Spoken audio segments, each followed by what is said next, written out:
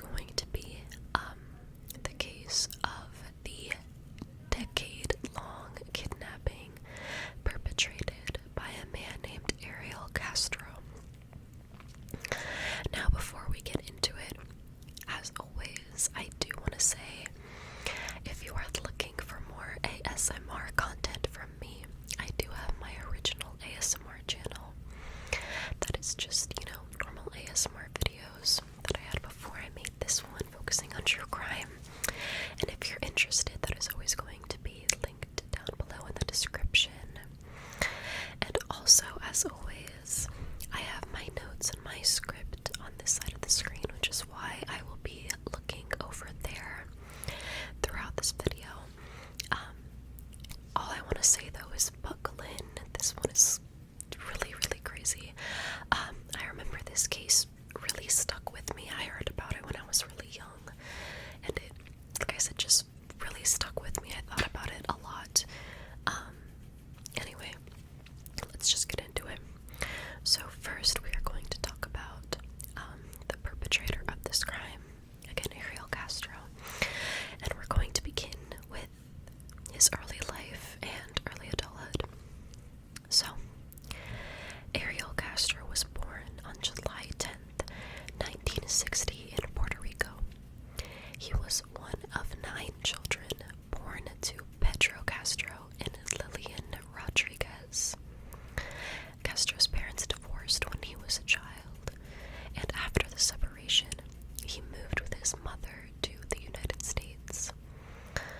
The family eventually settled in Cleveland, Ohio, where they became a part of the city's large Puerto Rican community at the time. Growing up, Castro's childhood was reportedly marred by instability and family dysfunction. His father was described as abusive, and Castro himself later claimed that he had been SA'd as a child by a non-family member. These early experiences likely had a profound effect on his development and contributed to the troubled relationships he would have later in life.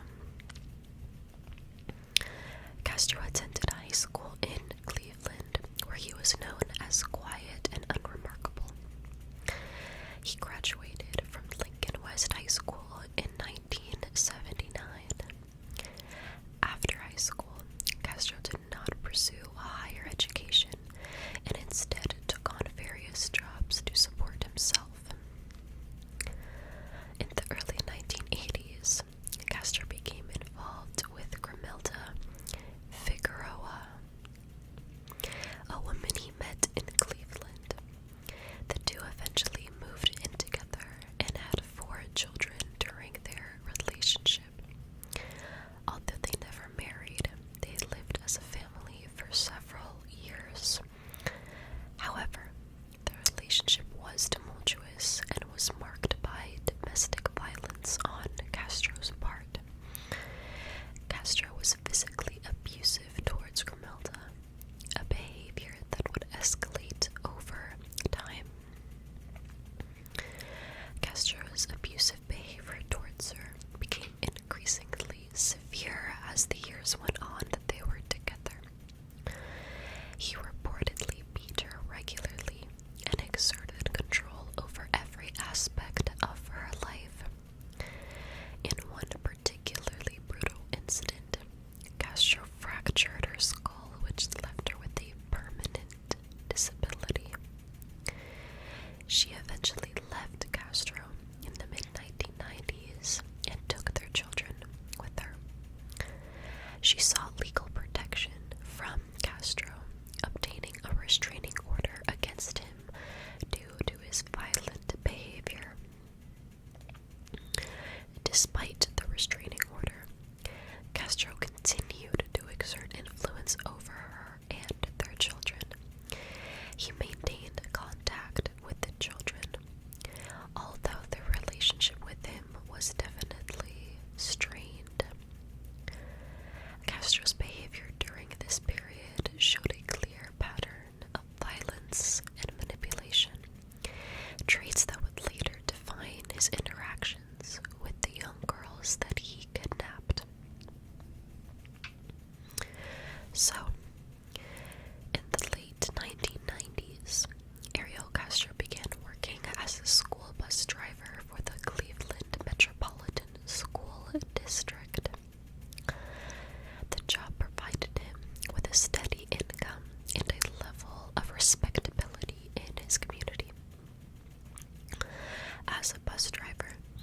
Castro was responsible for transporting children to and from school, a position that allowed him to interact with children on a daily basis.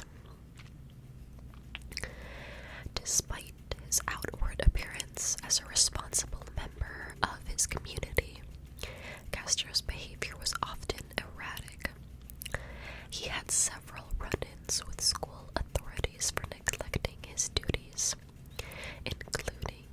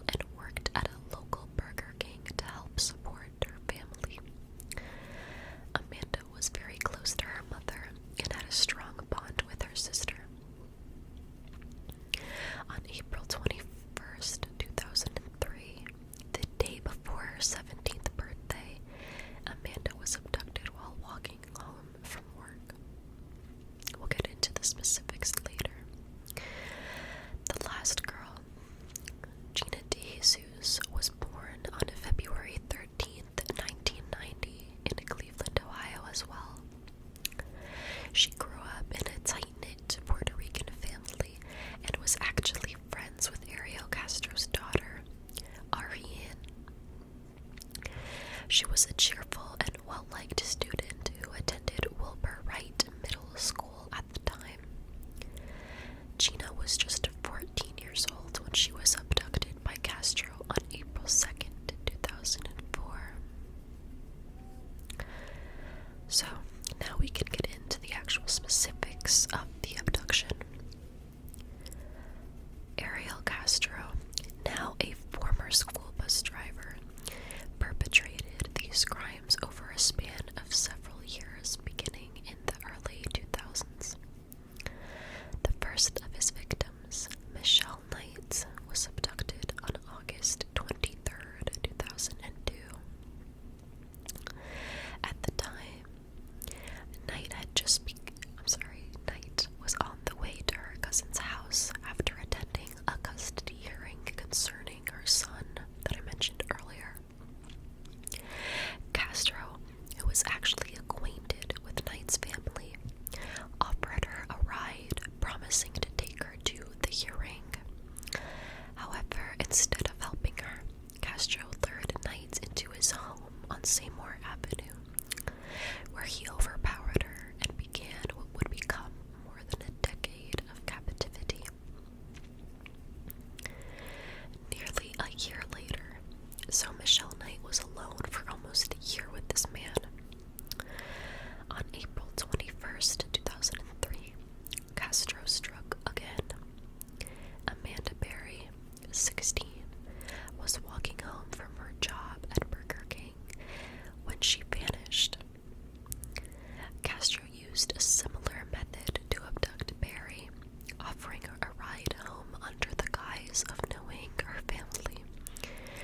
He used the fact that she knew his daughter to lure her into the car.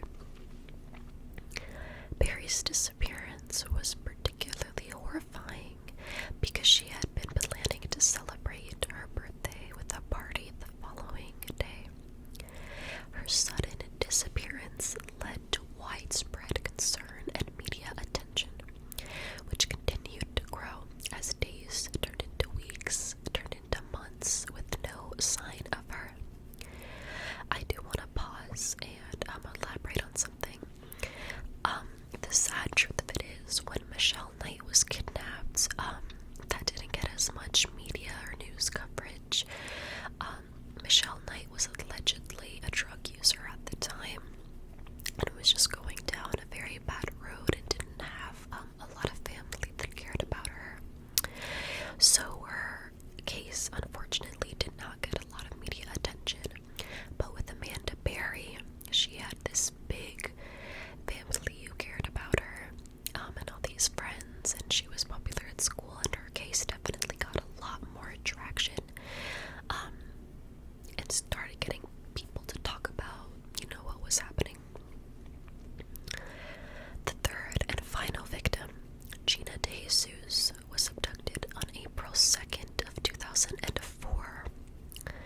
Dejesus, who was just 14 at the time, was walking home from school with another one of Castro's daughters.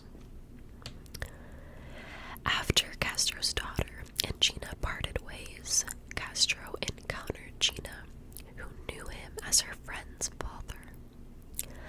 Like the other victims, Castro lured her into his vehicle under false pretenses and brought her to his home, where he imprisoned her. Gina's disappearance, like Amanda's, sparked immediate concern, particularly because she was so young, and this was closer in proximity to the abduction of Amanda Berry, and people started noticing that there was a pattern of abductions. Once inside Castro's home, the three women were subjected to horrific conditions. Castro kept them imprisoned in locked rooms within his home, often restraining them with chains or ropes. He subjected them to various forms of abuse and tightly controlled their movements and interactions, ensuring that they remained isolated from the outside world. The house itself was a fortress of secrecy.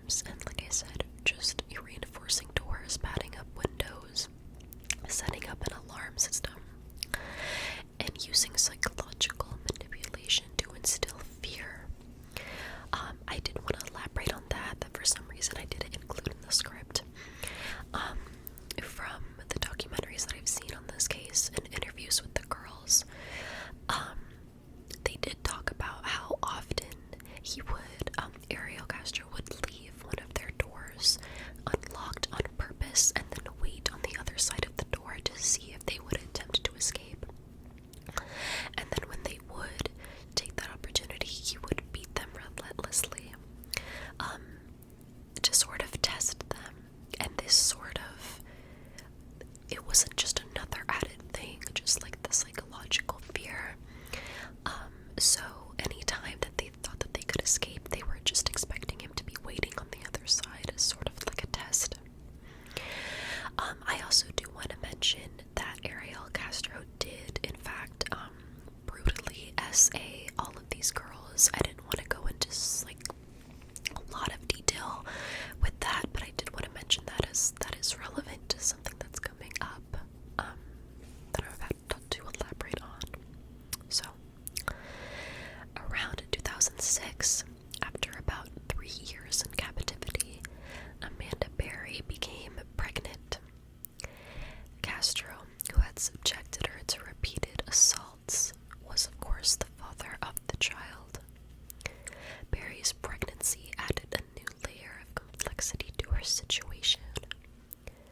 While the circumstances of her pregnancy were undoubtedly traumatic, Berry found a source of hope and a reason to survive in her unborn child. On Christmas Day in 2006, Berry gave birth to a daughter in the confines of Castro's home. The birth took place under extremely difficult and dangerous circumstances, with no medical assistance.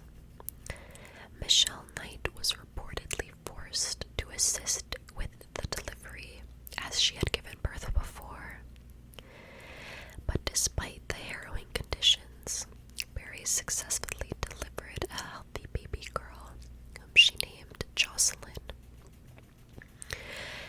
I did read somewhere, I forget where, that Amanda Berry talked about how Castro literally put like a dog pool filled with water, of course, and put it in his backyard, and sort of forced Amanda to give birth in a dog pool outside, with Michelle Knight right next to her, of course, because she had given birth already. She had the experience.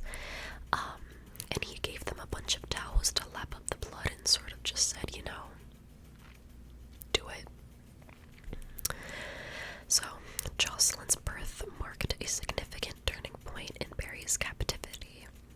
Though she remained imprisoned, Berry now had a child to care for and protect. She felt that she now had a reason to go on and a reason to find strength. So now we're going to move on to life in captivity with Jocelyn, because it's actually extremely interesting. I don't know if that's the word, but raising Jocelyn in captivity was both a challenge and a source of purpose, as I said, for Amanda. Castro allowed Jocelyn more freedom than he granted to the girls, but she was still confined within the walls of the home. As Jocelyn grew older, Berry took on the role of both mother and teacher, educating her daughter to the best of her ability. She taught Jocelyn to read and write, and tried to provide as normal of a life as possible under the circumstances. Castro's behavior towards Jocelyn was described as complex. While he allowed her certain liberties, such as limited movement within the house, he still exercised control over her. Berry had to navigate the dangers of keeping her daughter safe in a highly unstable and dangerous environment. The presence of Jocelyn also brought a unique dynamic to the household. Her innocence and need for care introduced a softer element into an otherwise horrific situation. Berry was determined to protect her daughter and shielded her from the worst aspects of her captivity. I also did read that Ariel would sometimes let Jocelyn play in his front yard, obviously while he was watching her, but for limited amounts of time. So, Jocelyn's birth ultimately played a pivotal role in the events that actually led to the escape of these women. By 2013, after nearly a decade of captivity, Jocelyn had grown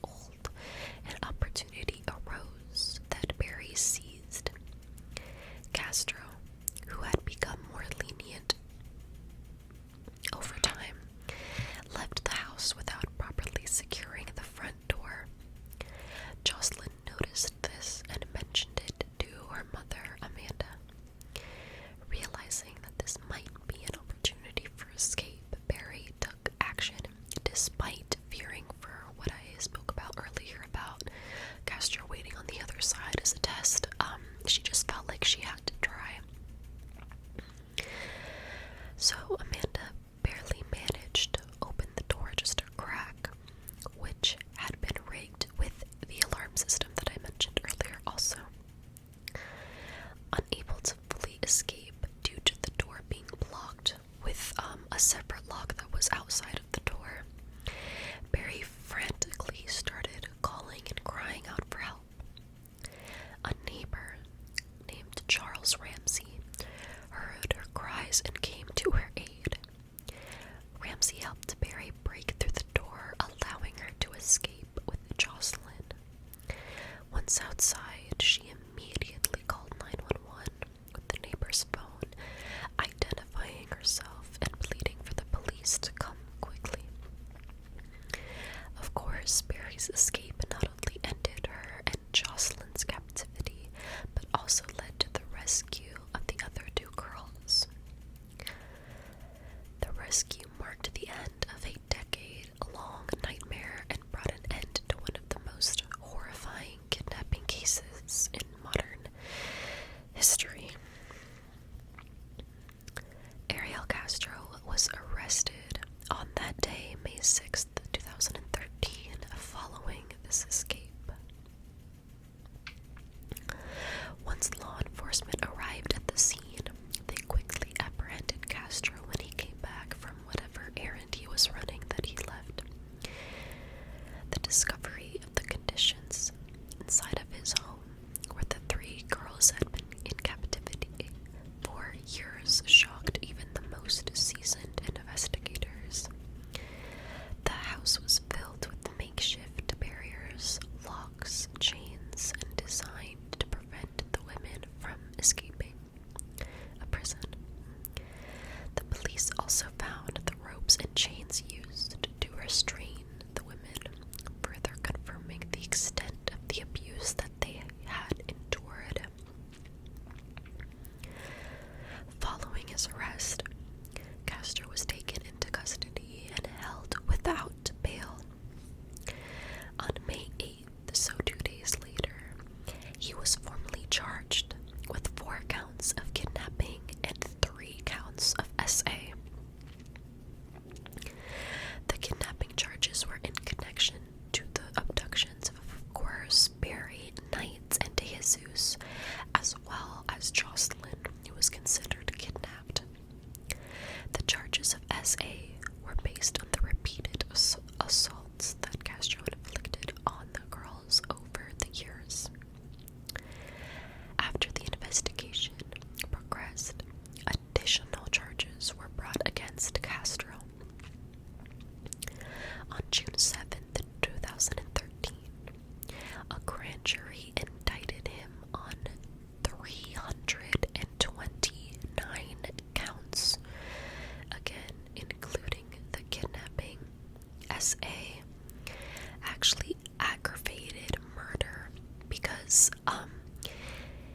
it was under like unlawful termination of pregnancies, because the other girls had actually gotten pregnant before, but he would essentially, this is really graphic, but he would essentially like beat them so badly that the body would self-abort, and that led to like the murder charge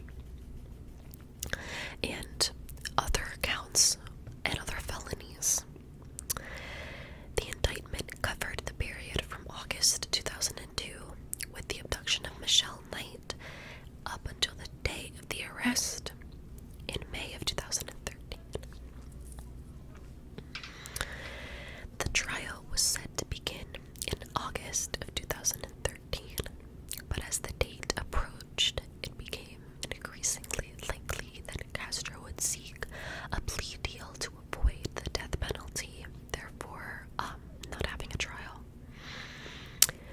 Given the absolutely overwhelming evidence against him, including the testimonies of the survivors, as well as physical evidence from the home, Castro's legal team was likely aware that a conviction on all charges was basically inevitable. On July 26, 2013, Castro agreed to a plea deal and pled guilty to all charges.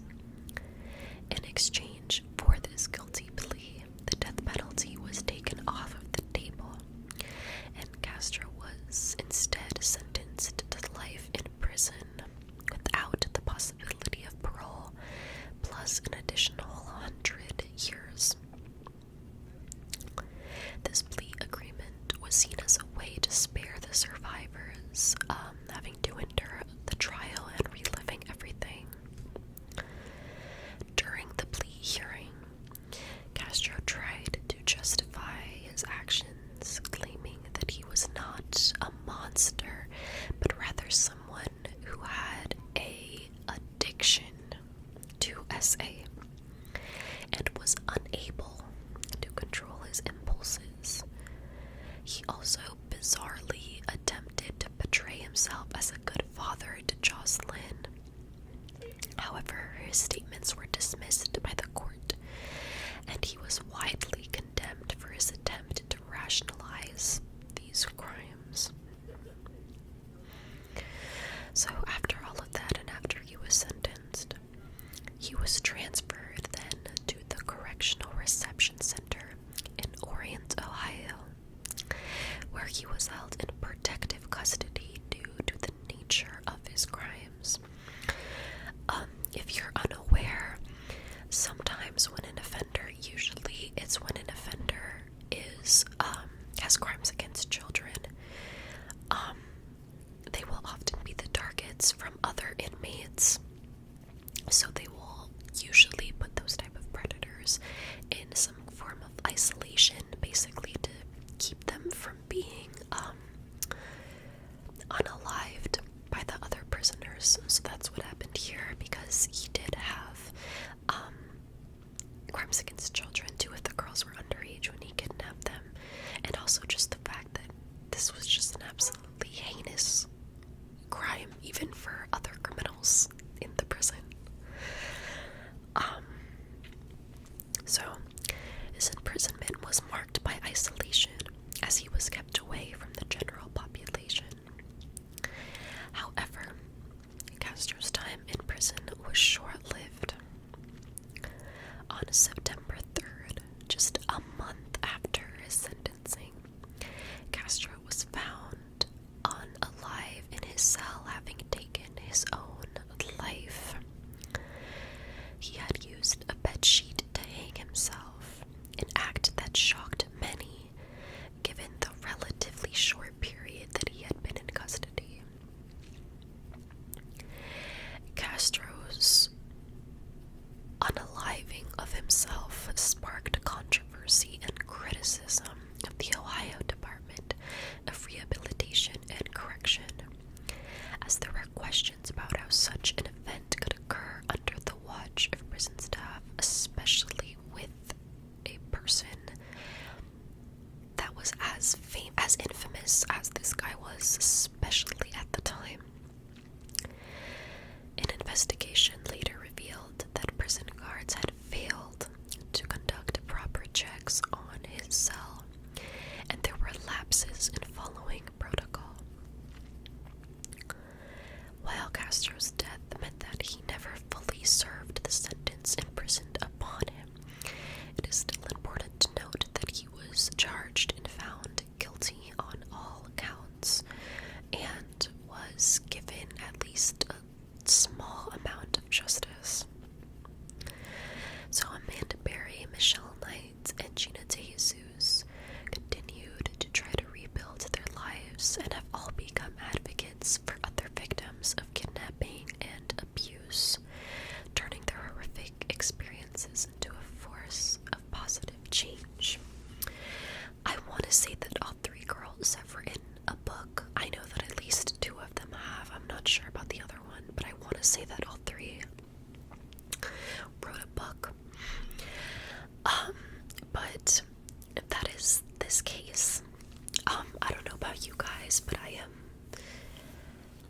more than slightly disappointed that Castro was able to do that and basically escape the justice system.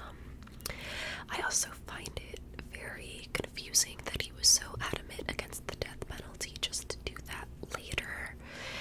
But I'm not gonna pretend to sit here and act like I really understand these people. There was also another thing that I thought of as I was explaining everything that I wanted to mention as sort of like a last note. There was another specific incident that I found just extremely disturbing about this case, where, as I said, when Amanda Berry was kidnapped, her story was much more widely publicized and spoken about. Unfortunately, not the case for Michelle Knight.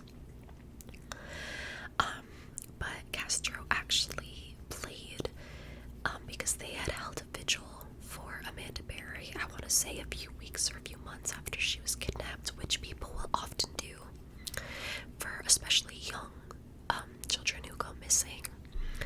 They held a vigil for her, and Castro forced Amanda to watch this vigil and basically told her, see, they think you're dead, no one is looking for you. And I just, again, just like the psychological torture on top of the physical torture that these girls endured is, of course, all the cases that I cover on here are disturbing and awful, but again, this one has just really stuck with me my entire life. I learned about this case way too young. I've seen so many documentaries, I've read so much stuff, I've seen so many interviews. What these women went through is unspeakable, and I just hope so badly that they can find any joy in life. From what we know, Jocelyn had, at least like at the time after the trial, she was doing well. None of the girls are particularly super in the public eye anymore. Jocelyn isn't really either. We don't know a lot of information about her, and we're not owed that information either. But I do hope that she was able to grow up. I don't want to say and be normal, but like to be an emotionally stable person after, everything that happened. Even if Castro was nicer to her, I don't need to explain how that's not the same thing at all. But yeah, I could ramble about this case for so long. Again, this is one of just, I feel like as a true crime consumer, you have those couple cases that just always really stick out to you. And I'm glad that I finally was able to do a video on it. I've been meaning to for a while, but since this case is so long, and I skipped over like so many things, just very specific, graphic things that I didn't feel the need to include in here. There's a lot of that information online if you would like to look for it.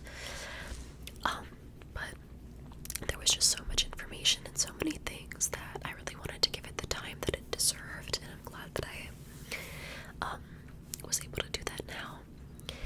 But I am curious if any of you, because I was a baby at the time that the kidnappings occurred, like when they were actually abducted, and then I was just way too young during the escape for me to like see it on the news.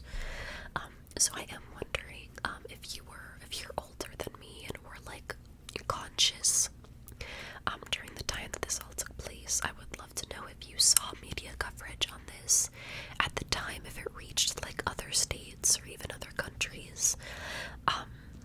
I'm sure that it did. Again, just horrific. Yeah, I would love to know if it reached you at the time and what you thought about it. Again, if you were conscious at that time. But I do hope that you guys enjoyed this video, and as always, if there is a case that you